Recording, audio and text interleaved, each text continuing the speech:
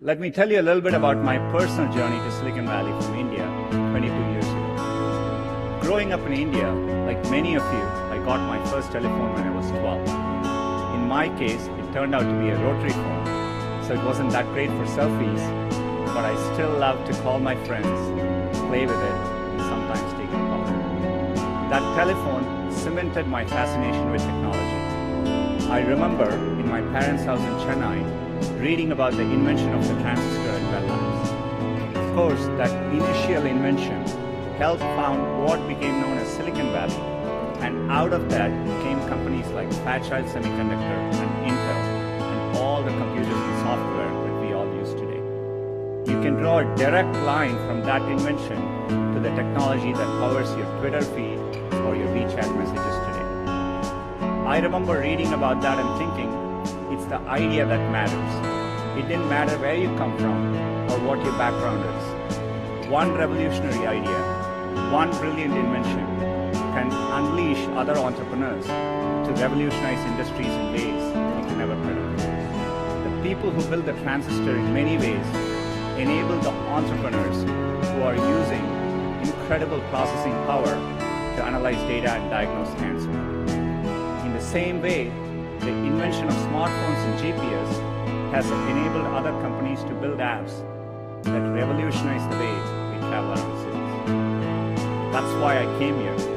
I had a deep desire to be part of this exchange of ideas, this community of entrepreneurs. And coming to the global hub where this was all happening, at Stanford, I felt welcomed and embraced. People didn't care where I came from, only my ideas and hard work mattered. I'm not alone. The Valley attracts people from all over the world. That is why you're here. I'm excited that over 700 entrepreneurs from over 170 countries are joining us here today. The possibility that anyone with the right idea at the right time can have an impact on others, that is no longer limited to a single place. It's possible everywhere.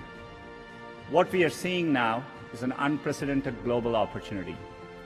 In China, a few months ago, I met entrepreneurs combining social, commerce, and business platforms in entirely new and unique ways. And earlier, I mentioned a game built by an entrepreneur from Vietnam. When I was last in Vietnam, I met him. His name is Dong Nguyen. He created Flappy Bird. He was a developer from Hanoi who wanted to create simple games, non-violent games, that reminded him of why he fell in love with gaming in the first place. And it quickly became one of the world's most downloaded games for Android and iPhones. Great ideas in technology no longer come from just Silicon Valley. They can and do come from anywhere.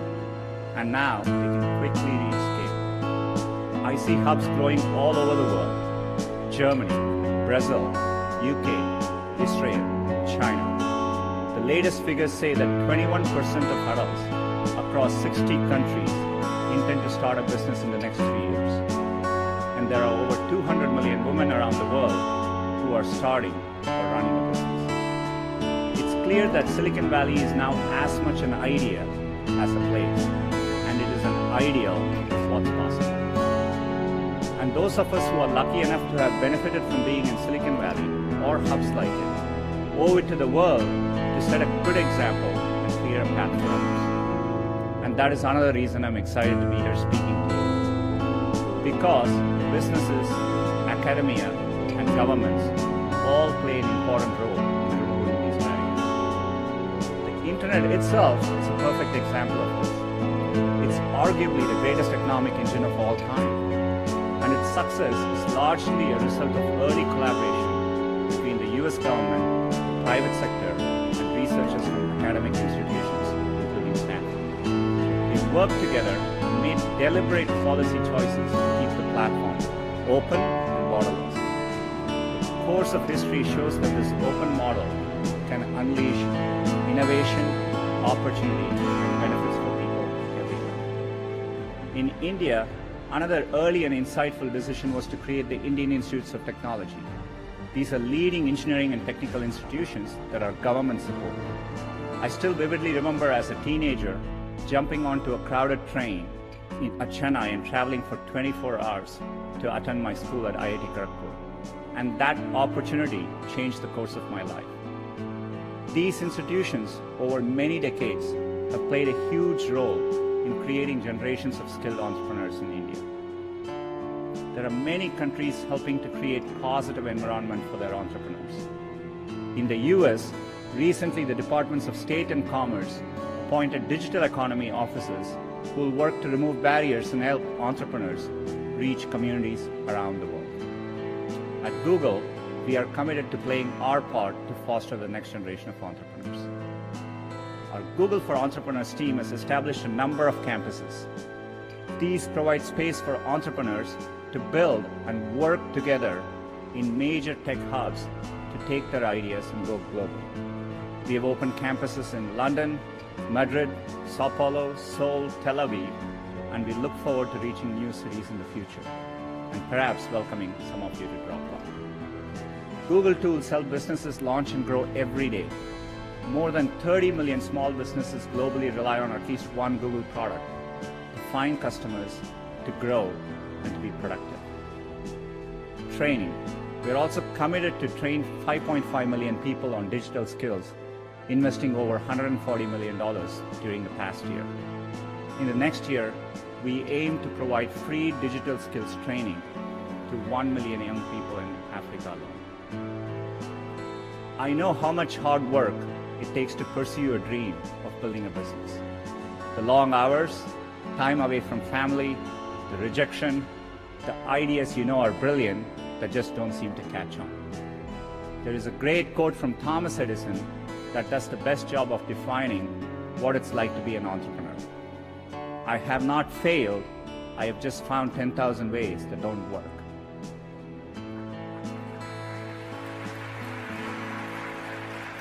Everyone here is part of a tradition that stretches all the way back to Edison and up to companies like Google today. It's about more than building apps to make money.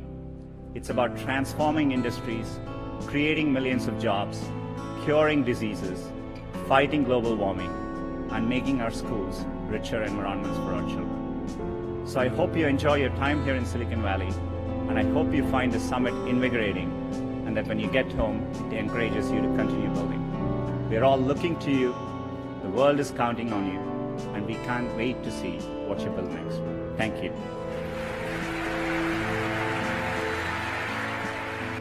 And today, we are making cardboard available to LGBTQ centers around the world, so people who cannot physically attend Pride parades and festivals this weekend can still have the Pride experience.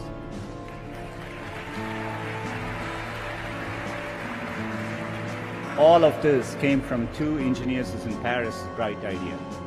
We don't know what's next or where it'll come from, but we know that the barriers to entrepreneurship and to bringing ideas to global audiences are tumbling. People working anywhere in the world, born anywhere in the world, can create a product and make it available to anyone in the world. The most used messaging app in Southeast Asia was built by a young man born in Ukraine who moved to the US. And the three most popular viral games in the US in recent years came from entrepreneurs in Finland, Ireland, and Vietnam. You're the ones building the next Google, the next Spotify, the next Tesla, the next, well, we don't even know, but what I know is that someone in this room will build it.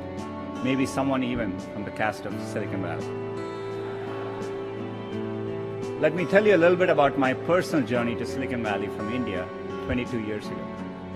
Growing up in India, like many of you, I got my first telephone when I was 12. In my case, it turned out to be a rotary phone, so it wasn't that great for selfies, but I still loved to call my friends, play with it, and sometimes take it apart. That telephone cemented my fascination with technology. I remember in my parents' house in Chennai, reading about the invention of the transistor at Bell Labs.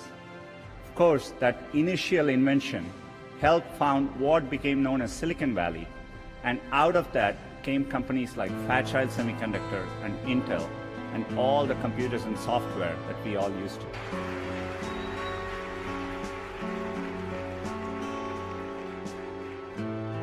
Thank you. Thank you to the President for convening the Global Entrepreneurship Summit and to Stanford for hosting. We at Google are proud to be supporting this summit, and we are passionate about entrepreneurship. This is such an important issue for our company, but also for our country and for a community of entrepreneurs around the world. At Google, entrepreneurship is in our DNA. Google was founded here at Stanford, and the company's first home was in a garage just a couple miles from here. Like many of you in the audience, our founders were two young people with a vision of a better future, a better way, and they decided to follow their dreams. We now live on our own campus down the road and in dozens of countries, but the spirit continues. In fact, our most popular products almost all began as big ideas that small entrepreneurial teams dreamed up and made happen. Gmail started with one person's passion to reinvent email. Today, it has over 1 billion monthly active users.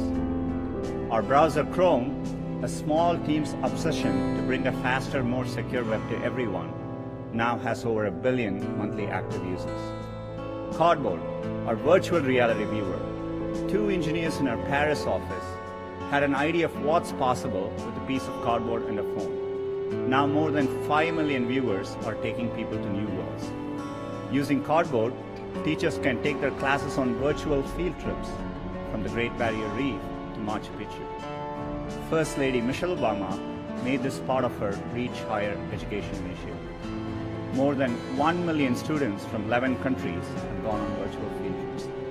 Another early and insightful decision was to create the Indian Institutes of Technology. These are leading engineering and technical institutions that are government supported. I still vividly remember as a teenager jumping onto a crowded train at Chennai and traveling for 24 hours to attend my school at IIT Kharagpur. And that opportunity changed the course of my life.